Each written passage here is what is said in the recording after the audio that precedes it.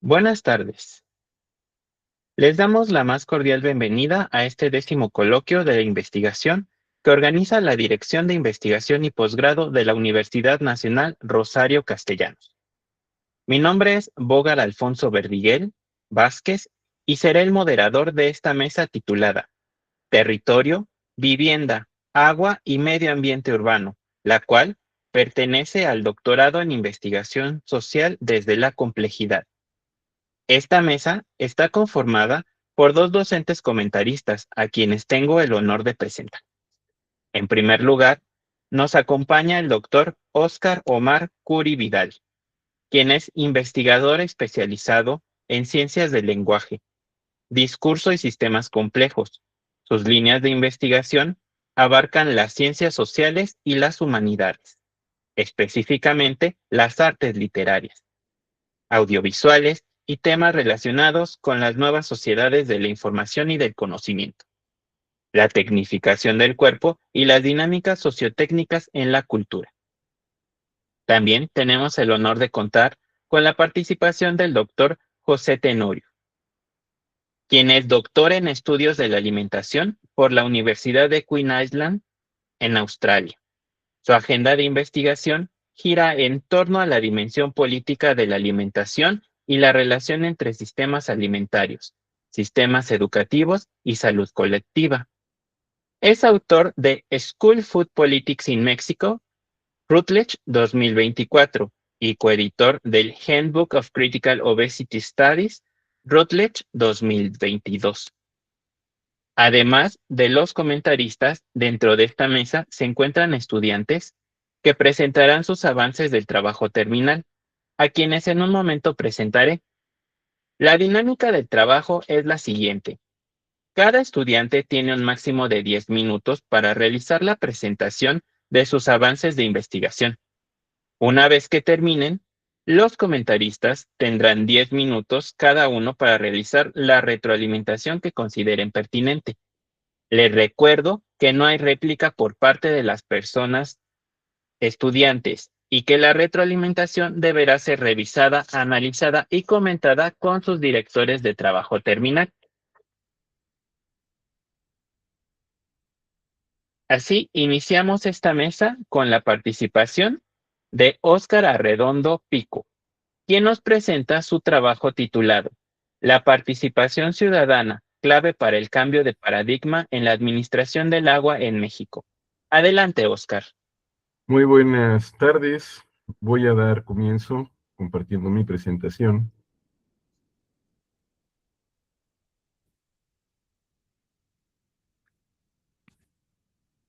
Ok. Eh, el tema que me ocupa para este coloquio universitario de la Universidad Nacional Rosario Castellanos, en la cual tengo el honor de ser estudiante del doctorado, es un tema sobre la gestión democrático-participativa del agua como clave para el cambio de paradigma en la administración, en la gestión del agua en México. Parte de que actualmente estamos en un modelo neoliberal, y este modelo neoliberal que empezó desde 1992 y lleva más de 34 años, ha generado nefastas consecuencias en la administración del agua, ha despojado del agua a las comunidades indígenas, a los sistemas comunitarios, y no reconoce concesiones para estos grupos. Se ha enfocado en dar concesiones para la industria o para las descargas de agua, y la verdad el escenario está bastante crítico. Y en el año de 2012 se reformó la Constitución en el artículo 4 para señalar que es obligatorio el derecho humano al agua por un lado, y por otro lado que es obligatoria la participación ciudadana en la gestión del agua, a la par de los estados, los municipios y la federación. En ese sentido, se creó en diciembre de 2025, o sea, hubo una brecha de implementación de 13 años, hubo sentencias de la Suprema Corte que obligaban al legislativo. Pasó el sexenio de López Obrador y el sexenio de Peña Nieto, no pasó nada hasta ahorita con Claudia Sheinbaum. Se publicó en diciembre la nueva Ley General de Aguas, se reformó la Ley de Aguas Nacionales, y se establecieron por lo menos ciertos avances normativos, aunque muchos no, pero se establecieron ciertos avances normativos que los estados pueden hacer valer de una mejor manera cuando hagan su armonización legislativa estatal. Entonces, la hipótesis de la que estoy partiendo es que cuando la construcción en este caso de marcos jurídicos, pero también la construcción de decisiones o la toma de decisiones de forma colectiva, interdisciplinaria, en este caso estamos hablando de la creación de las leyes locales que tienen que hacer los estados a partir de las reformas de 2025. La hipótesis es que las leyes, cuando surgen de la colectividad, de colectivos, de organizaciones, de redes, de organizaciones de base, de comunidades originarias, de pueblos en general, hay una suma de subjetividades que generan una visión muy compleja, muy amplia de todos los aspectos que pudieran impactar en la ley y rompen con esta lógica discrecional y lineal de las decisiones burocráticas, sobre todo en la construcción de los marcos jurídicos que tienen que ser garantistas, y en el agua, que la participación ciudadana, pues es una obligación. Entonces, la hipótesis es esta, que se requiere la articulación multiactor entre academia, movimientos sociales, sistemas comunitarios y legisladores conscientes aliados para tener mayor solidez técnica y legitimidad política que las políticas que emanan de una sola voz de un Estado capturado por intereses. Y entonces, en este caso estamos analizando cómo se construye una iniciativa a través de un parlamento abierto y a través de de una iniciativa que se construyó con un colectivo, y entonces hubo un grupo, unos legisladores de la Comisión 2030 del Estado de Querétaro invitaron a redes, organizaciones y colectivos a crear una iniciativa de la cual surgieron 13 acuerdos. Esta iniciativa se sometió a un parlamento abierto al que participaron más de 30 organizaciones, más de 20 comunidades indígenas, hubo 8 foros en diferentes regiones de Querétaro y hubo 60 expertos que participaron, y yo lo estoy platicando desde la investigación Acción Participativa, porque participé en este proceso, ¿no? Estuve invitado a hablar sobre participación ciudadana en torno al agua, y bueno, aquí lo que estoy diciendo es el análisis potencial que tiene la democracia participativa en materia hídrica, que nos permite cómo se puede transformar de raíz la gestión del agua en México, que es neoliberal, a crear una herramienta técnica que está escuchando a los saberes locales y está escuchando a los investigadores y a las personas que están viviendo y que están desde la perspectiva de la complejidad, pues que están intercambiando información constantemente y datos, y sobre todo desde las afectaciones a los derechos humanos. Entonces, aquí hice un diagrama de Ishikawa para demostrar cómo la crisis actual que hay en México, pues Quedan 5 minutos. múltiples causales factores y prefactores en diferentes ámbitos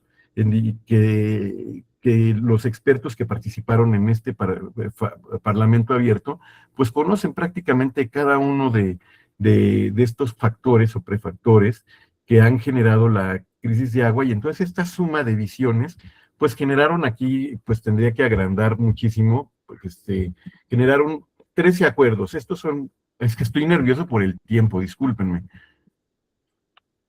Espero que mis demás compañeros ya se sientan, bueno, no puedo agrandarlo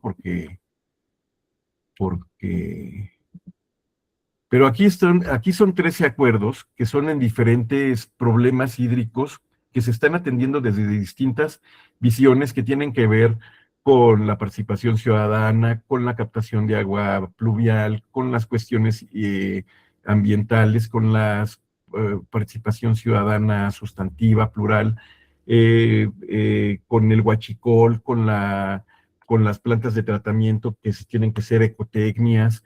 Sobre todo tiene mucho que ver con quitar las decisiones desde una perspectiva lineal y discrecional y crear sistemas de gestión participativa y sistemas de gestión regional del agua.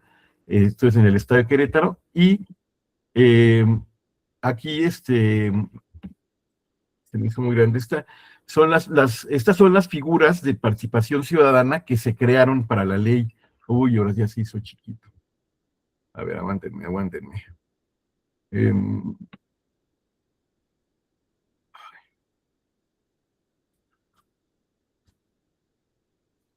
Perdonen, discúlpenme.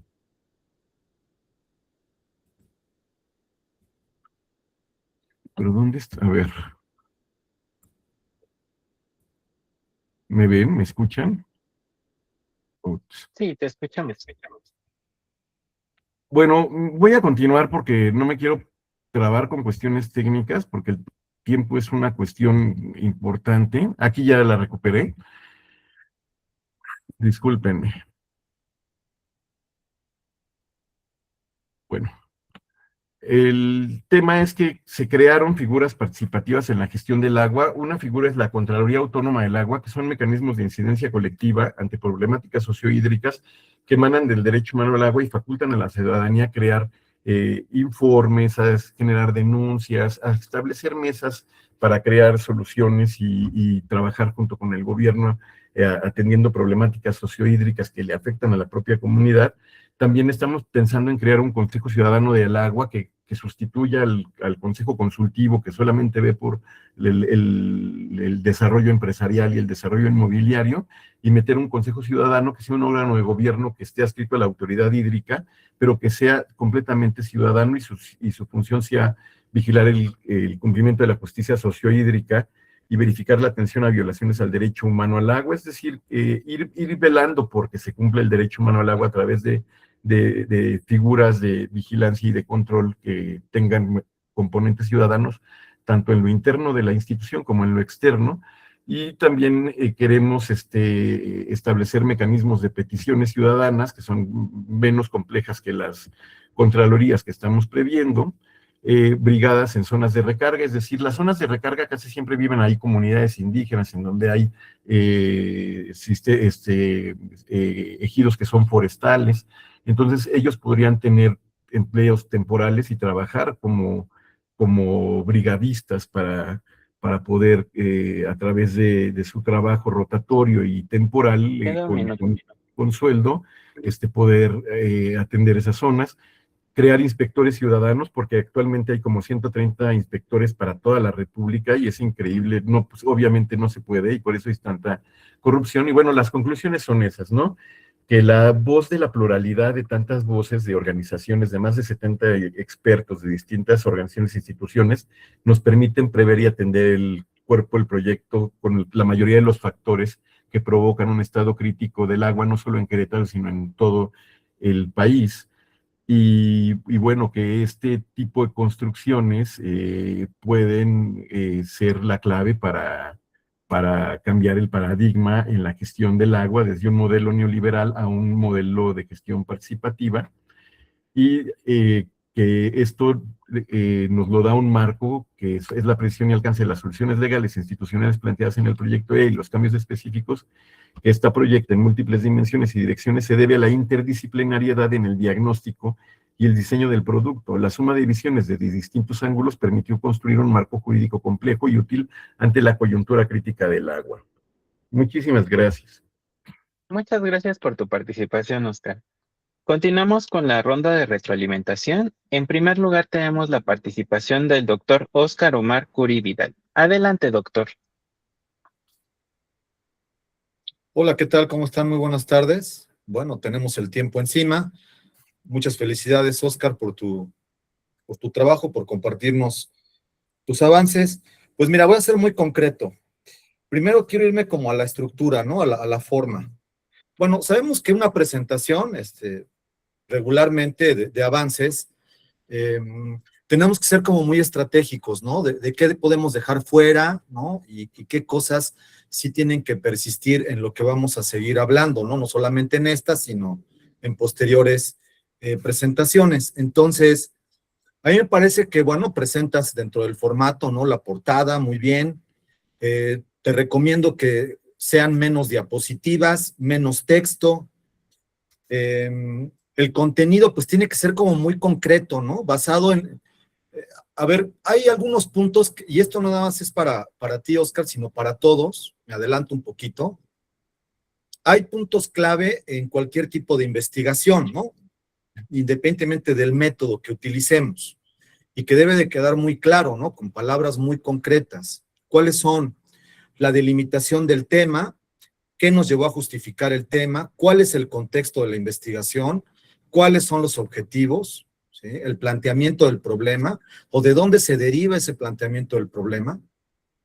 Y además, pues muy importante, yo sé que ahorita estamos en la revisión bibliográfica, ¿no? Conceptual, pero sí establecer algunos autores, algunas obras importantes, y aunque la metodología vaya de pronto teniendo algunos ajustes, pues también, ¿no?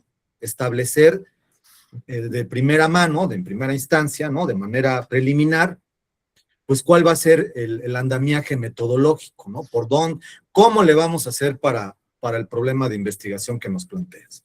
Bueno, ese es como en realidad como la estructura, ¿no? El contenido. La argumentación. A ver, mira, algo que me surge de tu tema, que creo que es muy relevante, como todos los de ustedes que tienen un carácter social, es no perder la brújula, ¿no? O sea, es decir, este es un doctorado donde debe haber o debe de haber una especie de ponerse a prueba el objeto de estudio desde los sistemas complejos.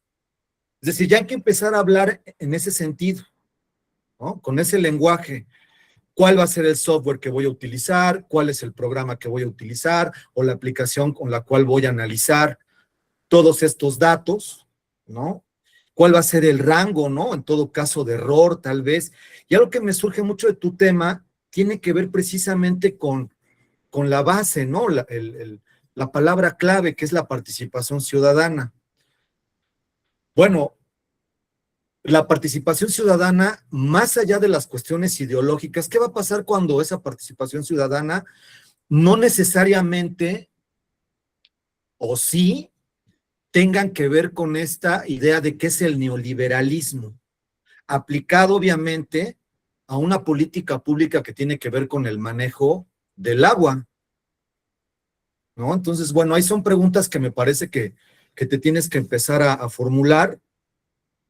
Si bien es cierto que este es un planteamiento del problema desde esa perspectiva, no debemos olvidar de matizar el problema, ¿no? Sobre todo en un estudio o cuando hacemos una tesis de doctorado o un trabajo doctoral, una investigación doctoral, me parece que los matices son muy importantes.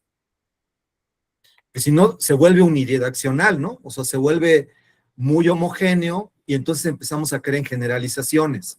Ahí es donde me parece que podrías empezar a encontrar un área de oportunidad. Lo encuentro todavía muy panorámico, ¿no? Tu trabajo, muy general. Sin embargo, creo que ya empieza a haber como esta especie de reflexión donde te has dado cuenta dónde se puede empezar a estudiar tu trabajo, ¿no? Tu tema. Ese sería en el sentido como más desde el punto de vista de la estructura. El contenido, pues bueno, yo creo que es algo que tienes que seguir trabajando, investigando y sobre todo, ¿no?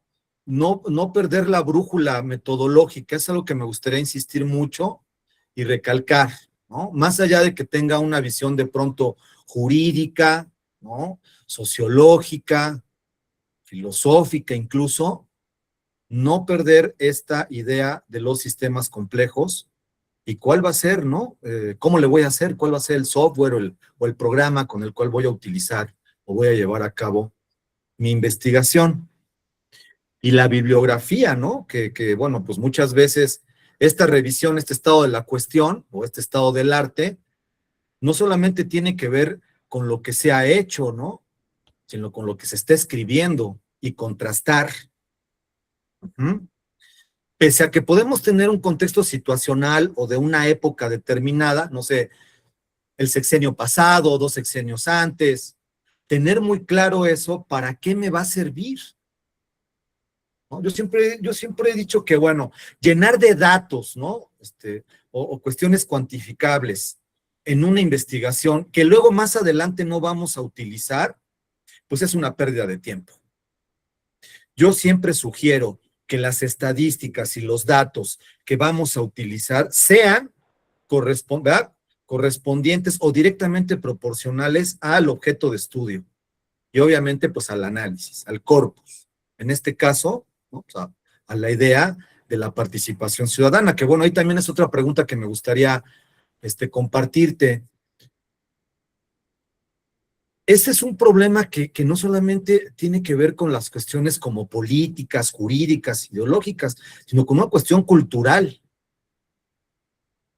Y bueno, ahí lo subjetivo, pues sí, va muy ligado, ¿no? Estas cuestiones del imaginario social, del imaginario colectivo, de cómo debe de manejarse, ¿sí?, una política pública, jurídicamente hablando, cuando pues diferentes sectores sociales se ven involucrados. Y acuérdate pues que estos sectores sociales son diversos, repito, y eso me voy al inicio.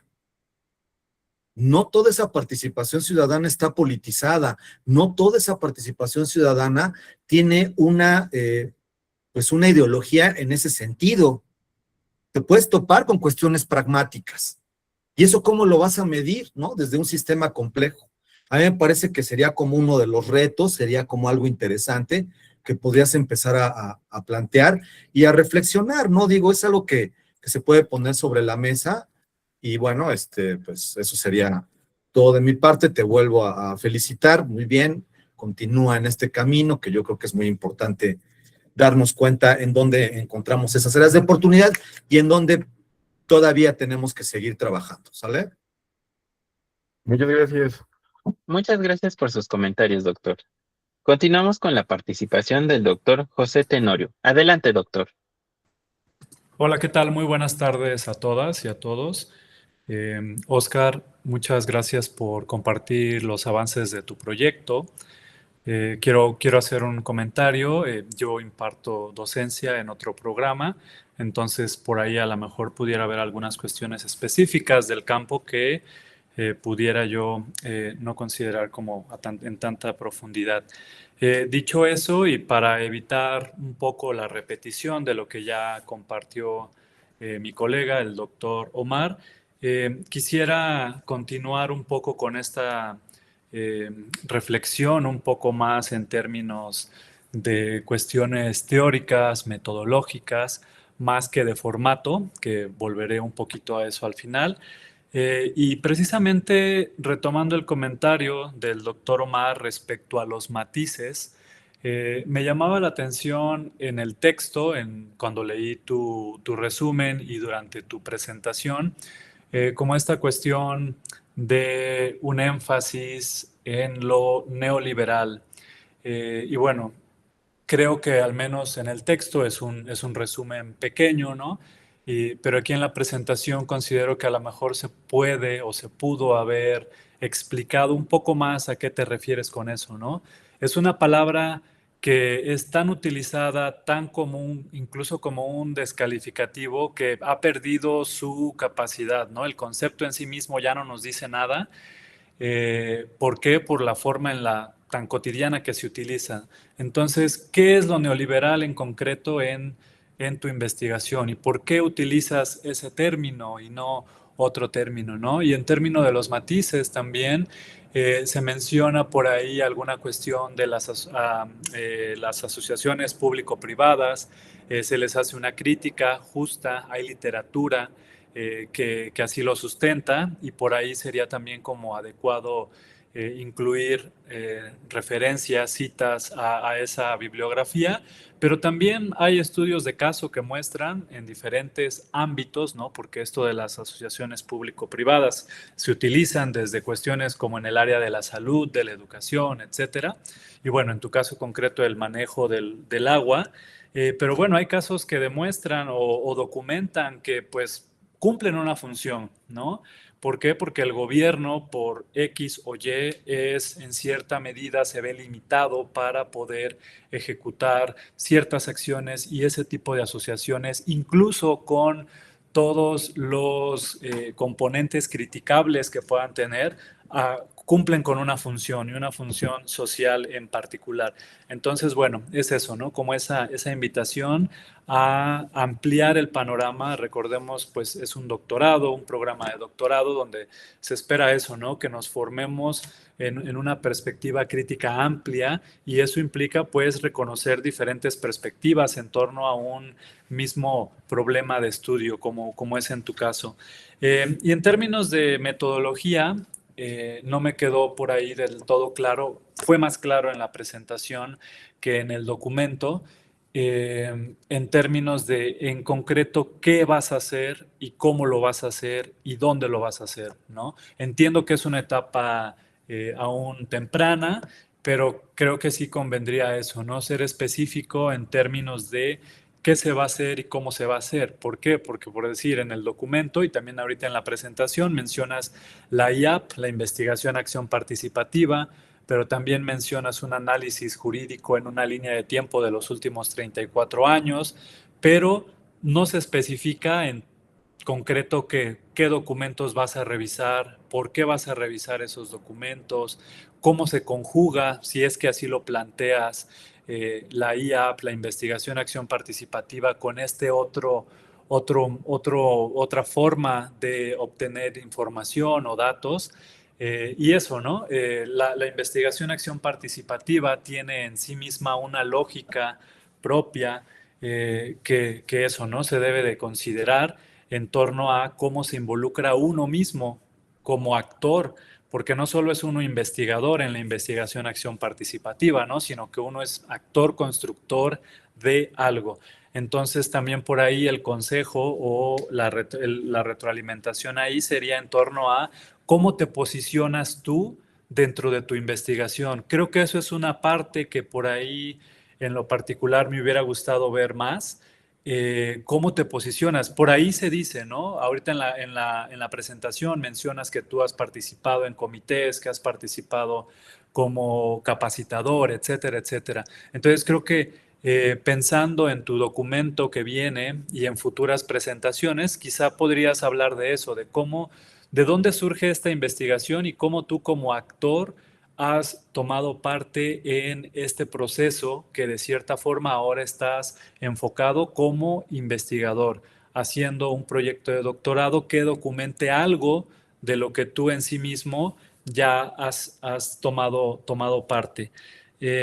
Y sí, creo que en términos de cuestiones así un poquito más teóricas y metodológicas es lo que quería compartir. Y bueno, en términos más generales de detalles, eso, ¿no? Entiendo que a lo mejor hay alguna estructura que seguimos de acuerdo a ciertas recomendaciones, pero sí sería adecuado tener algo más esquemático, algo que al lector, algo que a la persona que está viendo la presentación, a quien lee el documento, le haga ver de manera bien puntual y específica planteamiento del problema, introducción, planteamiento del problema, metodología, objetivos, etcétera. Algo bien esquemático para que eso, uno se pueda enfocar en concreto en cada una de las secciones y ser más específico, dar más detalles de qué se está haciendo, cómo se está haciendo y bueno, dónde se va a hacer y cómo es que se accede a,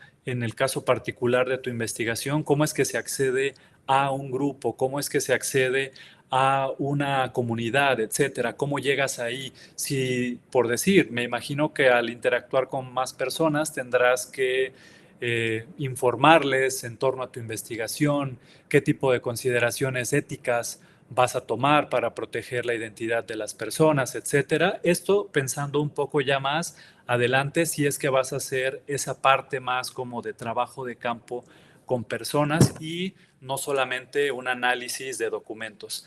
Pero bueno, Oscar, tu tema es muy relevante. Es un tema, la cuestión del agua y el manejo del agua es un tema, pues no solamente importante en la agenda de política pública a nivel nacional, sino también en comunidades, ¿no? A nivel específico, bien específicos, hay muchas cuestiones que necesitan ser documentadas en torno al manejo del agua y bueno, tu investigación sin duda abonará a eso. Muchas gracias, felicidades y que sigas avanzando muy bien en tu proyecto. Muchas gracias por sus comentarios, doctor. Continuamos con la participación de Eduardo Carballido Ramírez, quien nos presenta su trabajo titulado Resiliencia socioecológica y transición adaptativa cultural en la Plaza México ante Reforma Ambiental de 2025. Análisis comparativo con Aguascalientes. Adelante, Eduardo. Sí, muy buenas tardes. Voy a presentar los avances de mi proyecto de investigación. Esta investigación se inscribe en la línea de vínculo medio ambiente-sociedad. El punto de partida del proyecto es analizar cómo una reforma normativa basada en principios ambientales, particularmente en el bienestar animal, puede incidir en la reorganización de una práctica cultural históricamente consolidada. El caso central es la Plaza México, entendida no solo como un recinto taurino, sino como una infraestructura cultural urbana que articula identidad, economía, turismo, territorio, actores, instituciones y disputas simbólicas.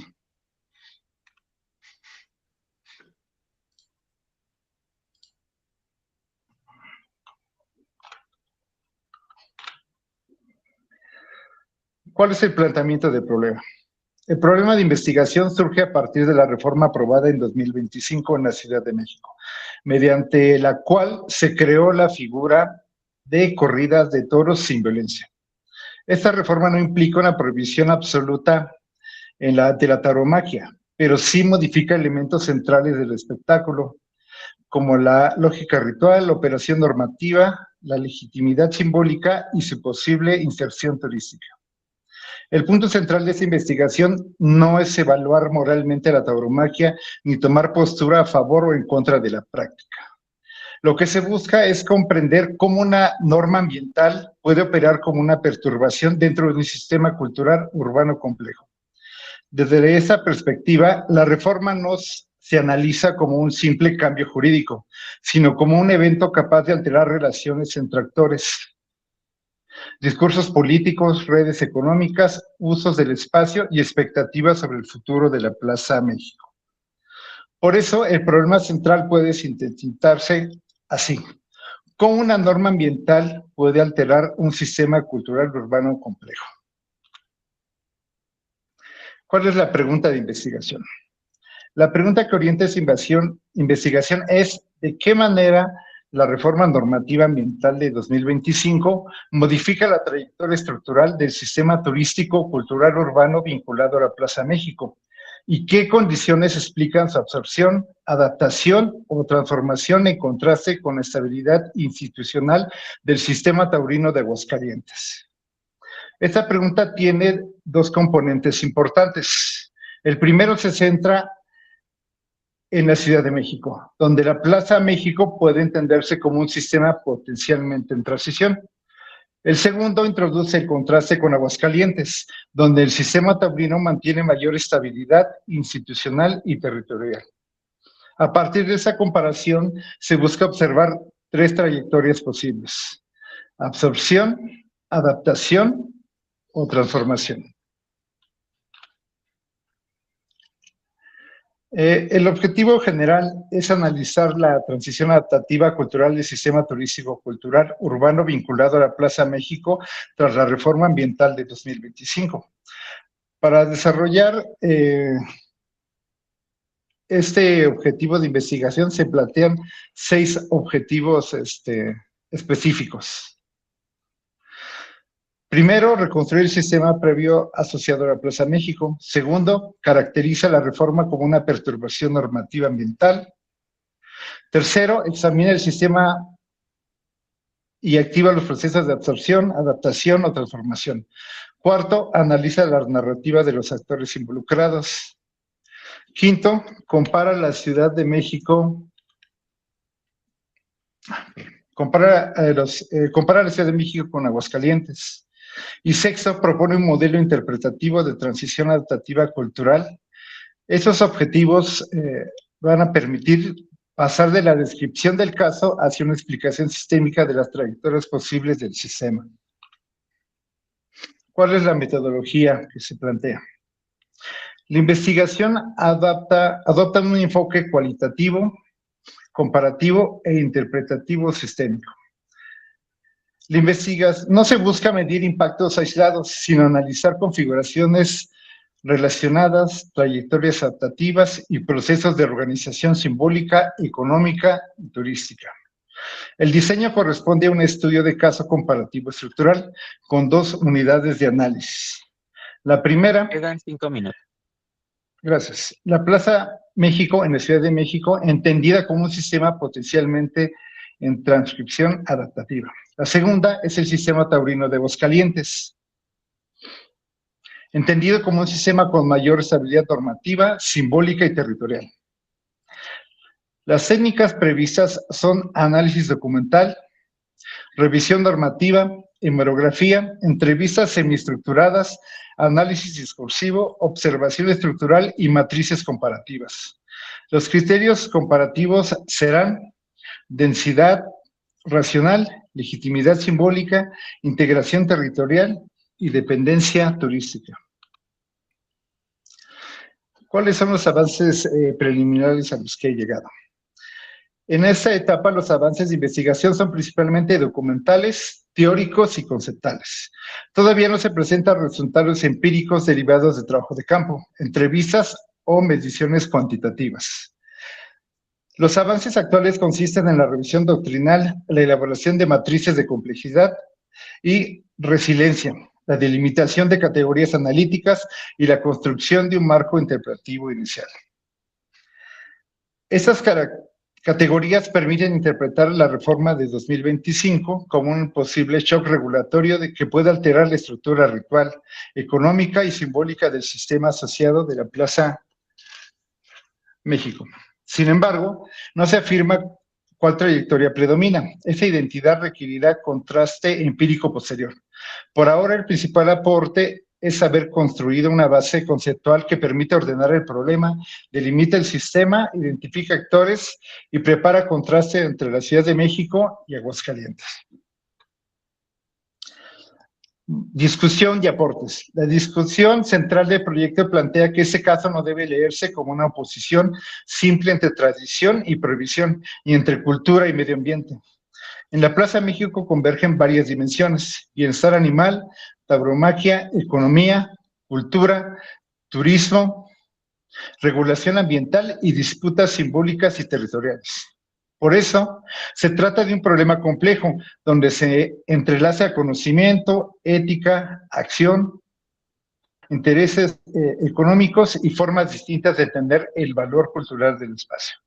La investigación busca aportar 3 elementos principales.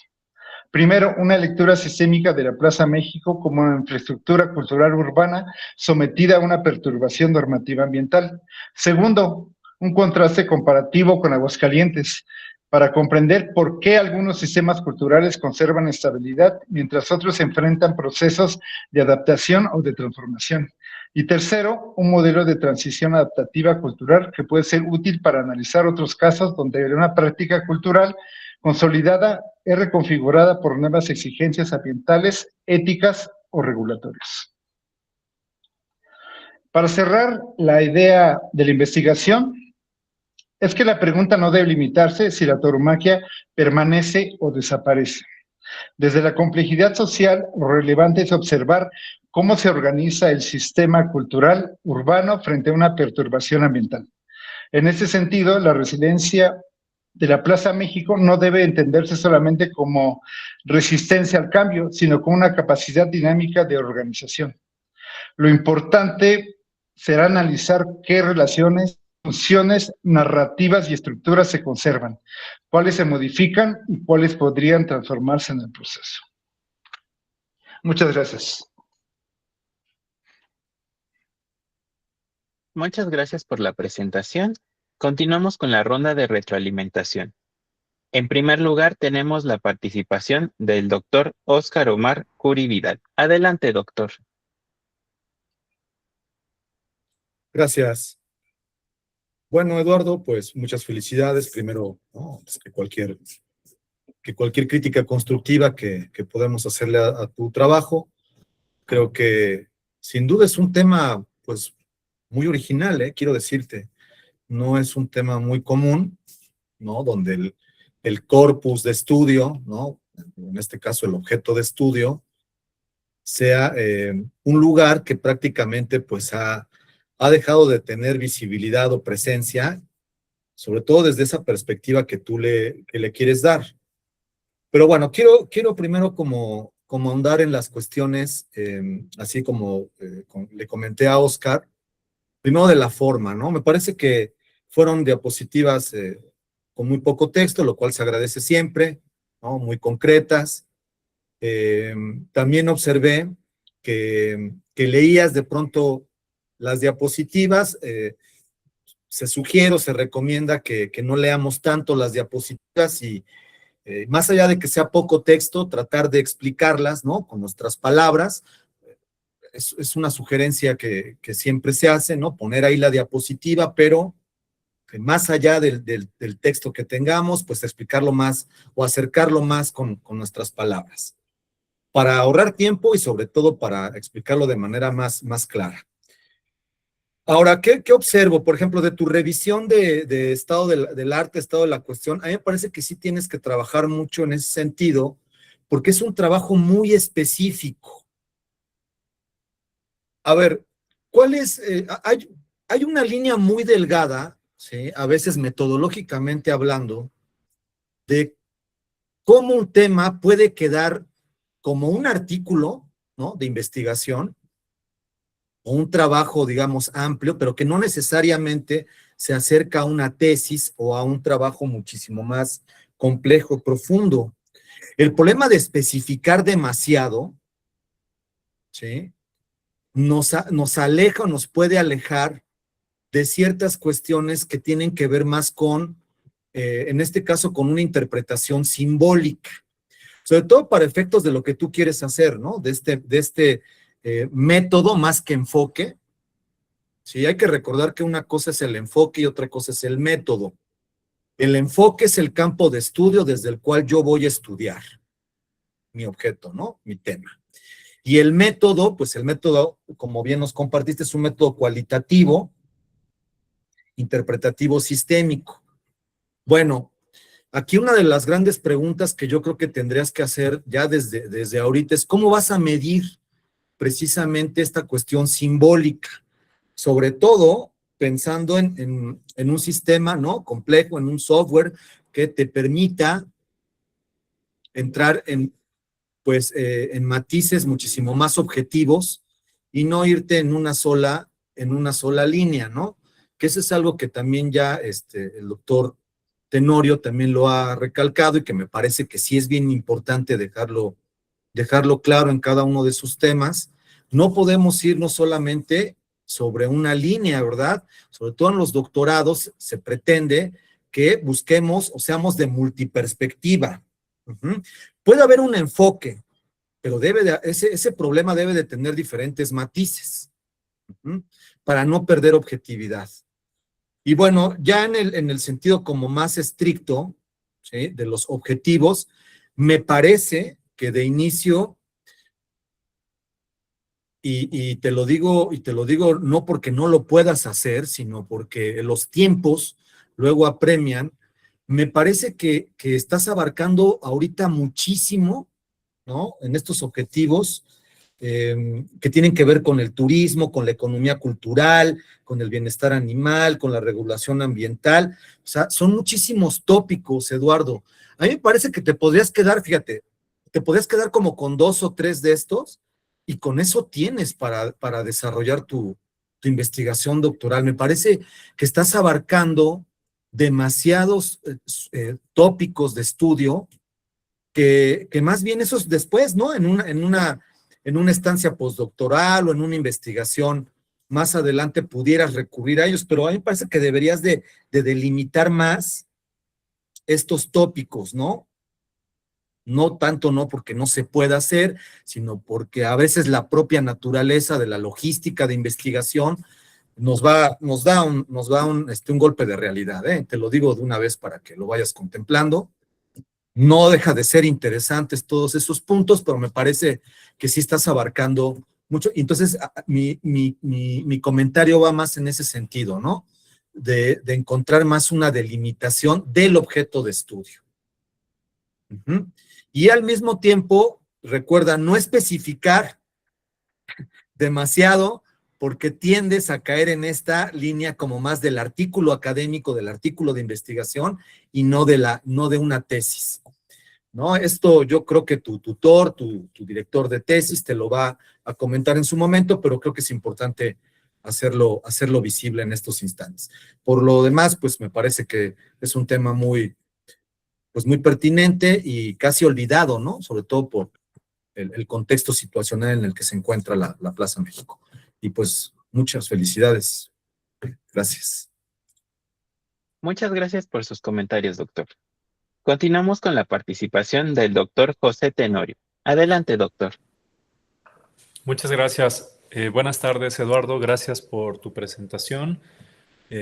Una presentación bastante bien organizada y también la estructura permite que uno como lector, como persona que escucha, tenga a primera mano los elementos más importantes de tu investigación y por dónde va. Me parece un tema de más interesante y sí, igual que el doctor Oscar, me gustaría mencionar esta cuestión de la amplitud. Entiendo que puede ser también la etapa en la que se encuentran o te encuentras en este momento en el doctorado, pero me parece que es bastante amplio, lo cual es normal. Empezamos queriendo ver todo, incluir todos los detalles, y en este sentido también te invitaría como a reflexionar en qué medida es necesaria la parte comparativa con Aguascalientes. Imagino que tendrás cuestiones bastante específicas por las cuales, y lo fundamentas, lo justificas en el texto y en tu presentación también, pero eso, ¿no? Como invitarte a pensar la pertinencia de, porque pues es bastante trabajo.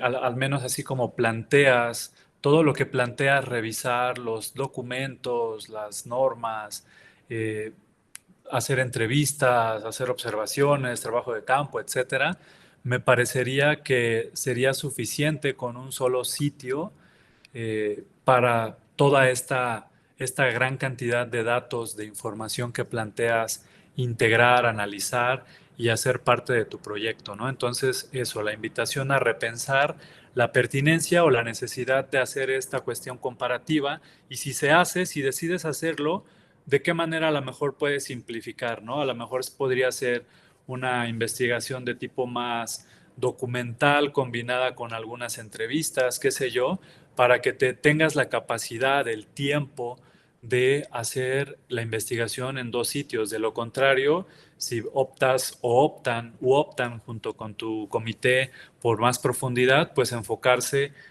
a un caso en concreto como podría ser la Ciudad de México. Mencionaba que desconozco un poquito como la parte más propia del programa del doctorado. Imagino que tienen como corrientes teóricas relativamente definidas, etcétera, pero mientras te escuchaba hablar como de lo que planteas hacer y como un poco de esta cuestión también analítica que ya empiezas a mencionar, ¿no? Como cómo podrías analizar este como entramado que conecta, ¿no? Una norma y cómo una norma cambia muchas cosas, cambia prácticas, cambia la forma en la que se relaciona un espectador con el evento que acude a ver, etcétera, etcétera, ¿no? Se me venían a la mente como pues varias lecturas, entre ellas me imagino a lo mejor has escuchado de este filósofo francés Bruno Latour, con esta teoría del actor Red, que bueno, es bastante criticable y sé que pues, debemos de buscar autores más latinoamericanos, de coloniales, etcétera, etcétera, pero nunca está de más como ampliar el bagaje y bueno, quizá en esa búsqueda pueda servirte de algo, involucrarte con ese tipo de literatura. Y sí, ese era el punto más como teórico que quería hacer, como esa recomendación. De nuevo, veo bastante coherencia en tu investigación, en lo que propones hacer. La pregunta, como la vas planteando, me parece interesante, los objetivos también, ¿no? En particular este objetivo de comprender cómo una norma ambiental puede alterar un sistema cultural urbano complejo. Me parece que realmente encapsula lo que nos presentas de lo que propones hacer. A lo mejor sería cuestión de delimitar un poco, ¿no? Porque un sistema cultural urbano complejo, pues puede ser todo, ¿no? Entonces, ¿qué de todo eso es en lo que te vas a enfocar y por qué en particular? Pero bueno, más allá de eso y del proceso de ir tomando decisiones para acotar la investigación, te felicito nuevamente por tu trabajo y la relevancia de tu proyecto. Muchas gracias. Muchas gracias por sus comentarios, doctor. Continuamos con la presentación de José Gerardo León Sánchez, con su trabajo titulado Autoorganización adaptativa para reducir la escasez de agua potable en la alcaldía Venustiano Carranza de la Ciudad de México. Adelante, José.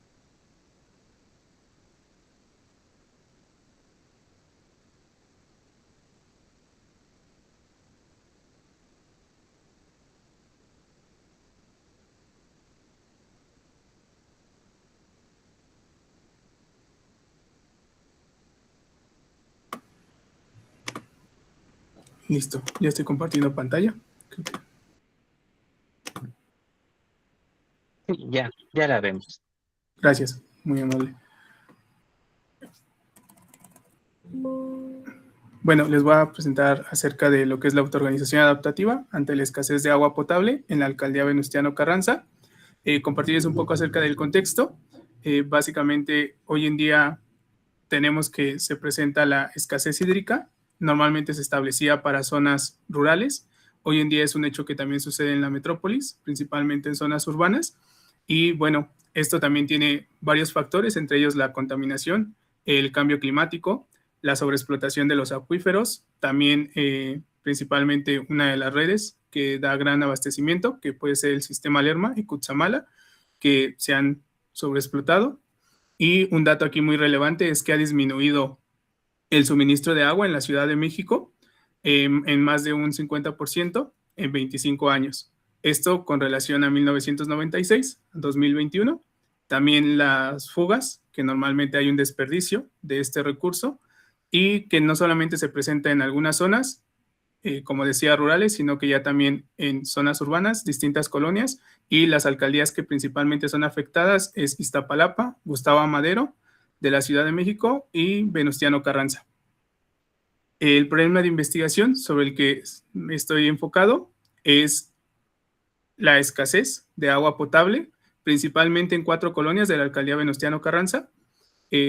Algo que significa mucho para la alcaldía es que está el aeropuerto internacional de la Ciudad de México y bueno, también hay distintas zonas que se van ahí adentrando. En específico, pues el impacto que esto genera de la escasez hídrica es económico y social, principalmente en la parte económica porque hay que adquirir ciertos sustitutos para poder acceder al agua potable, ya sea en purificadoras, agua embotellada o incluso la adquisición de pipas, que hay algunas que provee el propio gobierno y hay otras que son de iniciativa privada. También dentro de la complejidad, pues este tipo de circunstancias que se presentan, que es una problemática social, no solamente puede ser abordada desde la infraestructura, es decir, lo físico, sino que en realidad estamos ante un problema multidimensional que tiene distintas dinámicas que van relacionadas con los actores y y el aspecto de la infraestructura. Parte de la metodología, la pregunta de investigación es cómo coadyuvan los procesos de autoorganización adaptativa a la gestión comunitaria del agua potable en contextos de escasez hídrica urbana en la alcaldía Venustiano Carranza. El objetivo central es analizar cómo los procesos de autoorganización adaptativa contribuyen a la gestión comunitaria del agua potable en la alcaldía Venustiano Carranza y ya como objetivos específicos está analizar las formas actuales que se dan dentro de estas colonias para el abasto del agua potable en los hogares, también si hay estrategias comunitarias, reconocer cuáles son y visibilizarlas para hacer frente a la escasez hídrica, y lo que tiene que ver con la gobernanza, para comprender esta relación entre los distintos actores, que también entra la parte ciudadana, el gobierno, y qué tipo de dinámicas se generan de resiliencia. La hipótesis tiene que ver con los procesos de autoorganización adaptativa que señalamos que fortalecen la resiliencia comunitaria y optimizan la gestión local del agua potable como un bien común en contextos de escasez hídrica urbana. Aquí comparto un esquema, a grosso modo es el problema central, la escasez de agua potable. La hipótesis, estamos hablando de la autoorganización adaptativa como una capacidad para contrarrestar en cierta medida o de disminuir un poco lo que es la escasez de agua potable. Entran actores, están los institucionales, que es Conagua, SACMEX y la alcaldía, en la parte administrativa gubernamental. Actores comunitarios, que tiene que ver con los habitantes de la alcaldía Venustiano Carranza, pero también hay actores económicos, que tiene que ver con aquella iniciativa privada, todo lo que tiene que ver con tiendas purificadoras. Y la variable dependiente que aquí se señala es el acceso al agua potable, que incluso hablamos de un derecho fundamentado en la Constitución. También la autoorganización social, esto como una variable independiente que tiene que ver con la infraestructura y las acciones que realiza la comunidad ante este tipo de escenarios. Y aquí colocamos una fórmula. Esto ahorita estoy en la etapa de modelación para, a través de NetLogo, hay un modelo que se establece para redes de colaboración y es una de las opciones que tengo para simular. En el marco teórico, a grosso modo se retoma las obras de Edgar Morin, todo lo que tiene que ver con el pensamiento complejo, principalmente en las dimensiones de orden, donde nos señala que un sistema genera cierta estabilidad, pero también se genera desorden, esto por la entropía o la información que está dentro del propio sistema. También los flujos, que tiene que ver con la información. Hay una organización dentro de los actores por sus relaciones y dinámicas, pero también señala un aspecto muy importante que tiene que ver con la emergencia. Es decir, aquellos comportamientos no esperados o no determinados a priori, sino que van surgiendo de las interacciones entre los diversos actores. También la parte de Rolando García, que tiene grandes referencias respecto a lo que es la complejidad social, y uno de sus aportes principales es que no solamente se vea desde una visión, sino que tiene que ser interdisciplinario, donde se convergen distintos subsistemas propiamente, pero también diferentes dimensiones, que van desde lo cultural, ambiental, político, económico y tecnológico. Rescatando lo que es la autoorganización adaptativa, principalmente se recurre a Holland, que es uno de los principales autores en esta temática, pero él habla acerca de los sistemas adaptativos complejos, cuando nos señala algunas de sus características, que es la no linealidad, donde pues efectivamente no es reducir o nada más a causa y efecto algunas de las conclusiones, sino que pueden converger otro tipo de situaciones.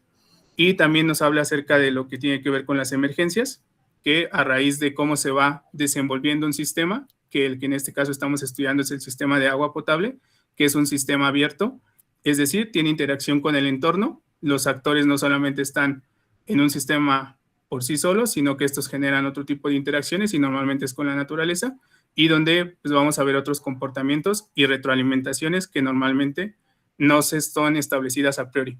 Y finalmente se recurre a la obra de Elinor Ostrom, que ella nos habla acerca de los bienes comunes, considerando que el agua potable es un bien común, es decir, de acceso que debe estar para toda la población, y ella establece una serie de parámetros para la gobernanza, solamente que ella lo está haciendo desde la visión de igual entidades rurales, en nuestro caso es desde zonas urbanas, y apoyado de lo que ella señala del gobierno. Aquí sería a través de una autoorganización adaptativa, no centralizada ni dependiente de una institución gubernamental. Dentro de la ruta metodológica se establecen 3 pasos. El principal es que estamos hablando de una investigación de corte mixto, es decir, hay un predominio cuantitativo y cualitativo, solamente que estamos enfocados más en la parte cualitativa.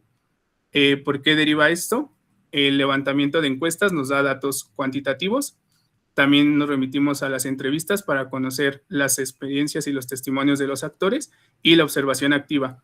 En mi caso, compartir que soy habitante de la alcaldía Venustiano Carranza, en la colonia 20 de noviembre, y también he tenido la oportunidad de vivir en la colonia Puebla, entonces tengo experiencias al respecto.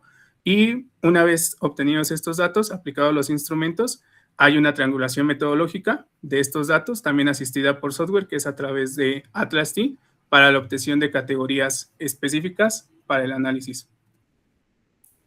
Algunos de los datos relevantes que se han obtenido de ya aplicación de encuestas tiene que ver con el acceso regular del agua potable, que viene el abastecimiento a través de la red pública, que es intermitente, pero se presenta en un 45%.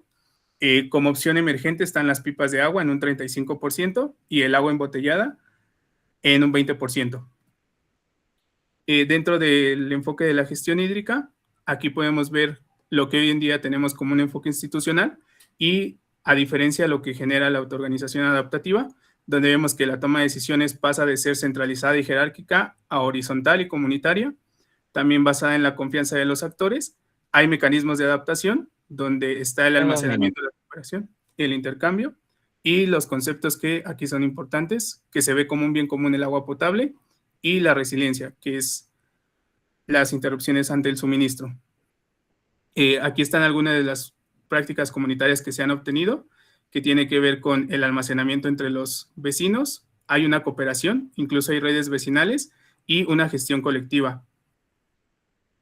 Y por último, dentro de las reflexiones, compartir que se está identificando una justicia hídrica, que la escasez no se distribuye de manera homogénea, sino que va presentando distintas particularidades según la colonia, y en realidad pues estamos ante una emergencia a nivel no solamente de la alcaldía, sino a nivel ciudad, y también se detecta que hay una normalización de la escasez.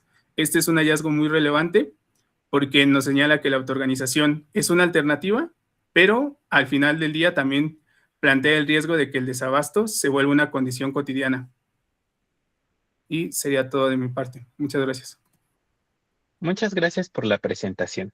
Continuamos con la ronda de retroalimentación. En primer lugar, con la participación del doctor Óscar Omar Curi Vidal. Adelante, doctor. Gracias. Bueno, José, pues muchas felicidades por tu tema.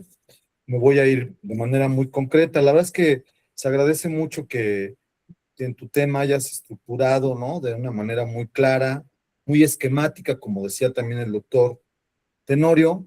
Eso siempre es importante, no solamente para una presentación, sino para todo lo que vayamos a hacer en relación con nuestra investigación. Nunca debemos de abandonar los esquemas, ya sea para describir algo o para explicar, ¿no? Entonces, me estoy yendo un poco al final, y en ese sentido, fíjate que me hubiera gustado mucho que esas como mapas conceptuales, un mapa conceptual que mostraste al final, ese enfoque, nos hubiera servido muchísimo, ¿no?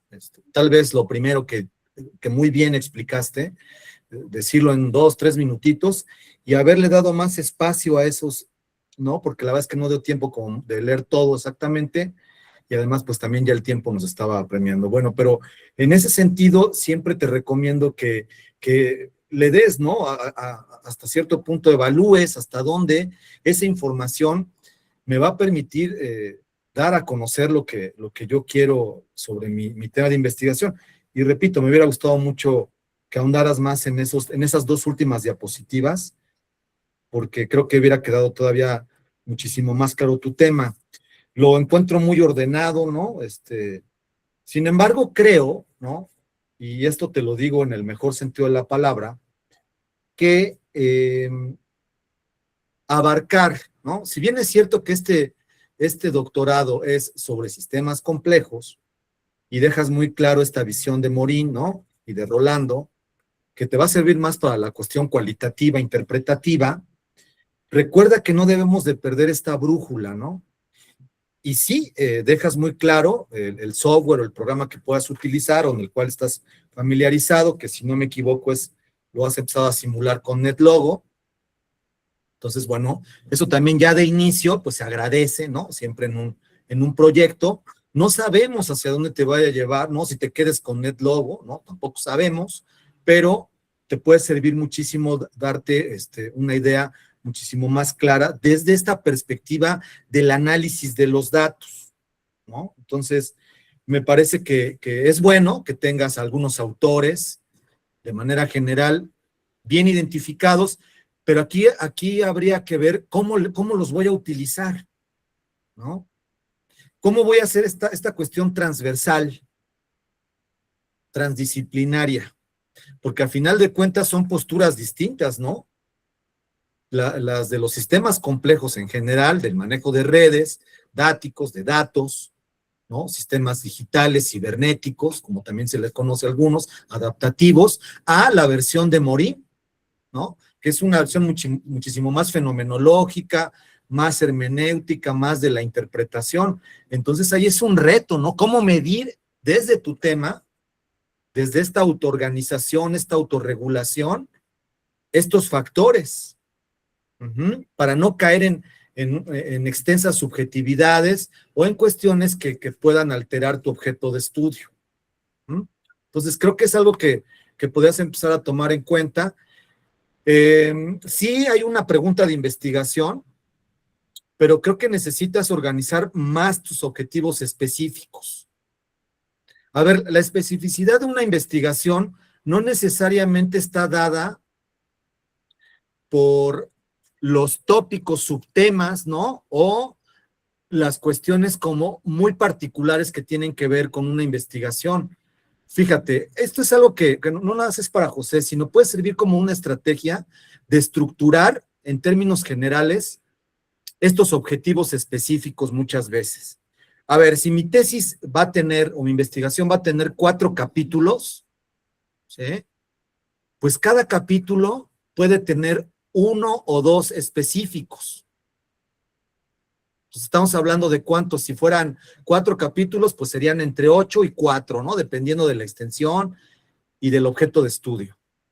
Entonces, nos puede servir mucho la proyección que tengamos nosotros de cómo vamos a capitular nuestra tesis, nuestra investigación, y de ahí derivar los objetivos específicos, ¿sí? Y no necesariamente que provengan de una pregunta central, José, ¿sí? Si la pregunta central no tiene que ser algo cuadrado o algo así como muy ortodoxo, tiene que servir para plantear algo de manera inicial, pero no necesariamente todo va a ir en función de esa pregunta inicial, ¿sí? Los objetivos específicos pueden ser preguntas específicas y que de alguna manera apelan a cada capítulo de tu tesis. Eso no solamente te lo digo de manera estratégica para organizar la información, sino también para dejar bien claro cómo paso de un capítulo al siguiente, cómo paso de un objetivo al siguiente. Cumplí lo que dije en el primero, ¿cómo puedo pasar a un segundo? Uno de los errores más graves metodológicamente hablando es que se generan esos vacíos. Y es ahí donde yo encuentro un poquito, haciendo esta crítica constructiva, que me parecen unos objetivos buenísimos los que tienes, ¿no? Desde esta cuestión teórica, metodológica que quieres hacer, pero me parece que debes de todavía particularizarlos más, especificarlos más desde el punto de vista bibliográfico. ¿En dónde va a quedar Morin? ¿En dónde va a quedar la parte, ¿no? Estrictamente de sistema complejo? ¿En dónde va a quedar la parte de análisis? ¿O cada capítulo va a tener su parte de análisis? ¿Sí? Eso es lo que observo a raíz de cómo organizaste tu tema, y bueno, pues por lo demás te felicito. Creo que está muy bien estructurado, muy bien organizado, y eso sería todo. Muchas gracias. Muchas gracias por sus comentarios, doctor. Continuamos con la participación del doctor José Tenorio. Adelante, doctor.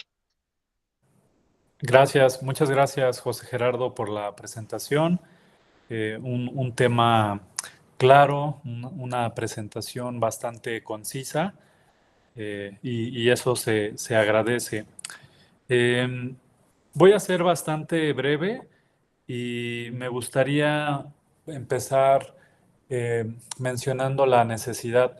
Hiciste una presentación muy buena, tu documento también, el resumen que leí, informa de manera adecuada sobre qué va tu proyecto, qué es lo que vas a compartir, etcétera. Pero creo que tu presentación está obviamente más amplia, ofreces más detalles y eso se agradece. Considero que tenías un poquito de espacio más en el documento como para agregar un poco más de detalles para eso, ¿no? Para que cuando uno lea el resumen se dé una mucho mejor idea sobre qué va a ir el tema. De nuevo, reitero, en la presentación ahondaste mucho más en los detalles y creo que también por ahí habría espacio, y esto a lo mejor es más como una recomendación para el proceso que estás llevando a cabo en la construcción de tu documento y demás. Creo que es necesario dar un poquito más como de detalles también metodológicos. Presentas una metodología clara, hablas de lo que vas a hacer, en dónde lo vas a hacer, hablas de las colonias en particular, justificas por qué, incluso te posicionas, dices, pues yo vivo ahí, yo viví en el otro lado, entonces conozco. Y a lo mejor ahí los detalles serían un poco más ahondar en cómo ese hecho de que tú seas de ahí y vivas ahí te facilita la entrada a hacer trabajo de campo.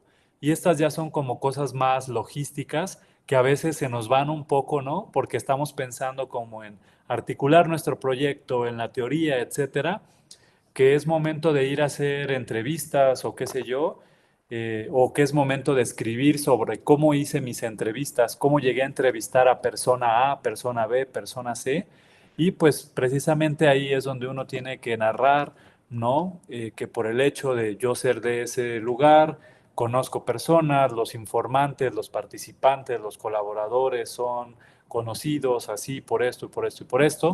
Y bueno, ese nivel de detalles que creo que ya vas avanzando hacia allá, porque tienes la estructura, tienes un proyecto bastante bien armado, entonces es eso, ¿no? Como ir pensando e ir insertando todos esos detalles y también, por decir, ser un poco más específico en términos de qué te permite hacer o qué tipo de datos te permite recolectar las técnicas que utilizas de investigación, por decir, las encuestas, ¿no?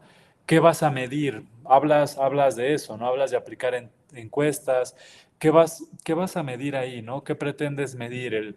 El acceso, o sea, tú ya sabes que hay escasez de agua y ahí ya consultaste bases de datos, también por experiencia propia sabes que hay escasez de agua, pero aparte, ¿qué tipo de datos vas a recolectar a través de esa encuesta para que te ayude a fortalecer y soportar tu argumento, ¿no? Y de igual forma, las entrevistas, ¿por qué vas a entrevistar? ¿A quiénes vas a entrevistar? Me parece que el doctor Omar mencionó algo en torno a haberle dado un poquito más de tiempo como a las experiencias prácticas o a lo que tú llamas la autoorganización adaptativa. Los ejemplos son bien interesantes. Yo también me quedé esperando en el documento y en tu presentación ya vino al final como qué son, cómo lucen las, la autoorganización adaptativa, ¿no? Y esos casos que pones al final, de manera muy breve, hubiera sido interesante escuchar un poco más, ¿no? Y creo que también esto sirve como para que vayas pensando cómo vas a utilizar tus datos para explicar o al revés, ¿no? O cómo vas a utilizar los conceptos teóricos que estás utilizando para explicar o darle sentido a tus datos, ¿no? Entonces creo que ese ejercicio que estás también ahí empezando a hacer es interesante y bueno, eso, profundizarlo y pues eso sería todo de mi parte y de nuevo cerrar mencionando, resaltando la buena estructura de tu proyecto, es un proyecto sólido y pues mis comentarios han sido más que nada como para ampliar esa solidez. Felicidades. Muchas gracias por sus comentarios, doctor. Continuamos con la participación de Erika Gabriela García Contreras, quien nos presenta su trabajo titulado Cambio de uso de suelo como sistema complejo, dinámica espacio-temporal en la zona Picacho-Ajusco de la Ciudad de México, 2010-2025. Adelante, Erika. Gracias, buenas tardes. Voy a compartir pantalla.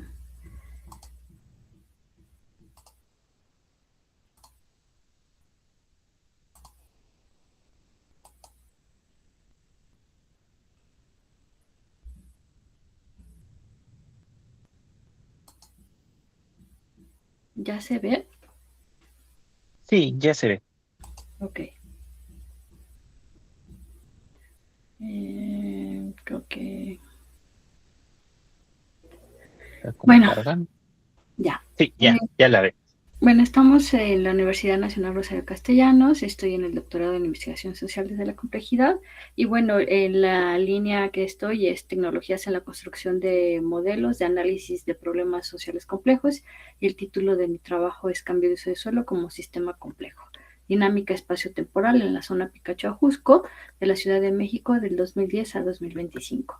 Ok, tengo un índice, tengo una introducción, pregunta de investigación, planteamiento de problema, objetivos, delimitación espacial y temporal, un marco teórico conceptual y una metodología, unas conclusiones y unas referencias.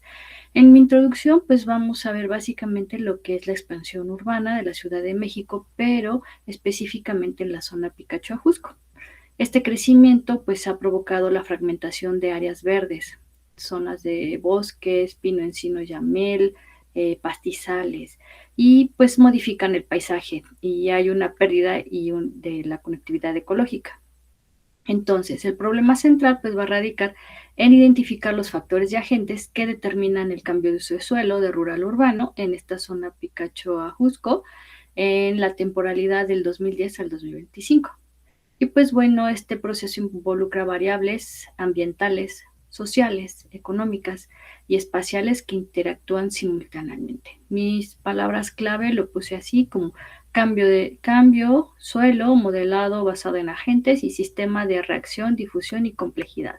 Mi pregunta de investigación es cuáles son los principales agentes que intervienen y determinan el cambio de uso de suelo de rural a urbano en la zona Picacho-Ajusco en el periodo de tiempo del 2010-2025, analizando con sistemas complejos a través de un modelado por agentes, con imágenes de satélite del sensor Landsat 7, 8 y 9. Y mi planteamiento del problema es que esta expansión urbana de la Ciudad de México en esta zona Picacho-Ajusco, pues ha provocado esta fragmentación de estas áreas verdes y de este bosque que teníamos ampliamente y es una modificación del paisaje y una pérdida pues de este sistema que es un sistema ecológico. El problema central pues va a radicar en identificar los factores y agentes determinantes de este cambio y pues bueno, este proceso involucra variables ambientales, sociales, económicas y espaciales que interactúan simultáneamente. O sea, no podemos dejar de lado las variables ambientales, de lado las sociales, las económicas, sino todas en conjunto interactúan. Y el planteamiento del problema, pues también va a ser analizar esta dinámica socioecológica del cambio de uso de suelo en la zona periurbana.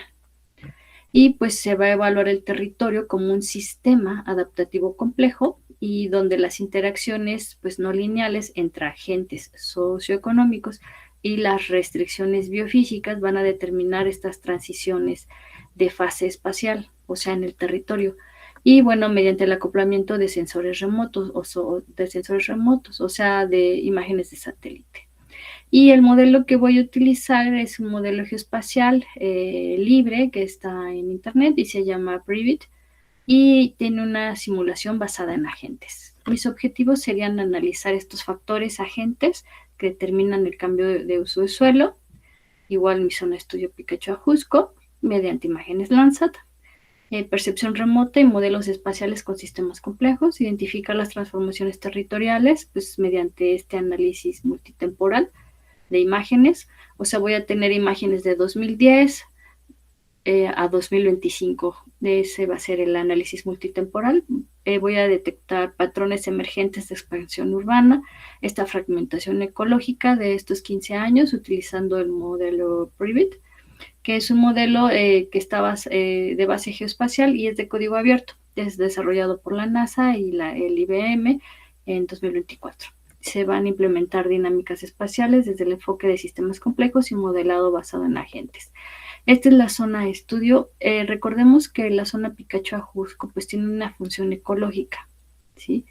Pero con esta presión antrópica que hemos tenido, pues bueno, pues esta zona ecológicamente protegida pues ya no está tan protegida porque pues se ha aumentado en los últimos 15 años y 40 años, porque también se encontraron imágenes de satélite desde 1985 a 2025, pues ha crecido muchísimo esta presión antrópica, o sea, esta invasión a esta zona ecológicamente protegida. Entonces, el sistema socioecológico tiene Quedan 5 minutos. Bajo una tensión extrema y pues la urbanización, ¿no? La urbanización como un fenómeno emergente, los actores locales, la gobernanza colectiva, la incertidumbre institucional.